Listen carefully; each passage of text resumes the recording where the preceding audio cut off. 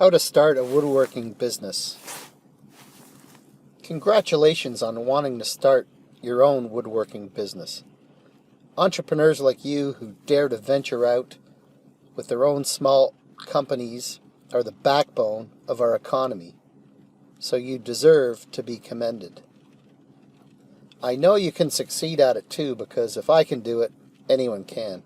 And I managed to make money with 3 separate woodworking enterprises. Actually, the first one was more like a micro business operated from my parents' basement, but it earned me some nice spending money while I was still in school. Years later, the business was headquartered in a 2,800 square foot, fully furnished shop complete with employees. That one was a 6-figure business, but it could have been much larger and more successful if I only knew back then what I know now about the woodworking business. And that's why I'm here, to share a few simple ideas with you now based on my own personal experience. Step number 1 is to get clear about the type of wood products you'll provide. Don't try to be all things to all people, but don't miss out on potentially profitable ideas either. The point is, you need to know what kind of work you can easily handle given your current facilities and woodworking equipment. Resist the temptation to buy additional machines and tools right away. Conserve your cash, because cash flow is vital to any new business, especially in the woodworking industry. The customers are the backbone of your business, so it's important to get customers first. You're not really in business until you have cash-paying customers, and therefore this should be your number 1 priority when starting out. You need an effective way to reach potential buyers and a selling strategy that works. Maybe you have retail outlets lined up who have agreed to sell your products from the floor. Or perhaps you're planning to sell your wares at craft shows, flea markets, and consumer shows like the home show. If that's the case, be sure you have enough of these shows lined up to support ongoing sales for your business, because without consistent outlets to sell your goods, you're going to find it difficult. Start from wherever you are. If possible, begin your business from a garage or basement workshop to keep costs low. A separate building, such as a detached garage or large shed, is best. Dust is a necessary byproduct of every woodworking business, so having a shop that's physically separate from living space is best. But a basement workshop can do temporarily until you can move your business to the next level. Bootstrap your way to success. Start small and grow.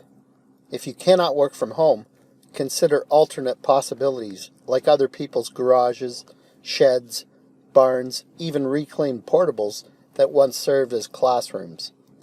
One fellow I know was able to rent such a portable located on a country property for use as his wood shop. Even though the building was slightly run down, it was spacious, bright with natural light, and most importantly, dirt cheap. It served him for several years until the property owner sold, and then my friend was forced to lease a unit in a commercial complex. Systemize your operations as early as possible. The better you're able to break processes down into step-by-step methods and perform them efficiently, the more money you'll make in the woodworking business. If you're planning to make products in any quantity, it's vital to your success that you adopt a production approach. If you're making small craft items, focus on one specific item at a time and figure out how to make a manageable number of them efficiently. Systems are the solution to virtually every aspect of production. Planning helps you get the numbers right, so you don't produce more products than you can easily sell. But you don't want to make them one at a time either, unless you're building a custom furniture or cabinetry business. But I don't recommend that route for beginners unless you've got plenty of experience. Start with each design and create a detailed drawing. Then break down each product into its component parts by identifying every piece of wood, hardware, and any other materials used. It's also important to have pre-selected wood stains and clear coat finishes. When you know exactly what goes into a product, you can very accurately determine your cost of materials. Labor can be measured by the time you spent on any one design. A woodworking business of your own can be a beautiful thing. It can start making you money from the very first day if you do things the right way. While I struggled to build my woodworking business to 6 figures, it can be a lot easier for you. Thanks to the internet, your learning can be a lot faster. You can spare yourself the mistakes I and many others have made by simply learning from the best courses available. The one I recommend can be found by clicking the link in the description just below this video. You'll save yourself a ton of time, money, and aggravation too. Be better informed about how to start a woodworking business that thrives by checking out the link above.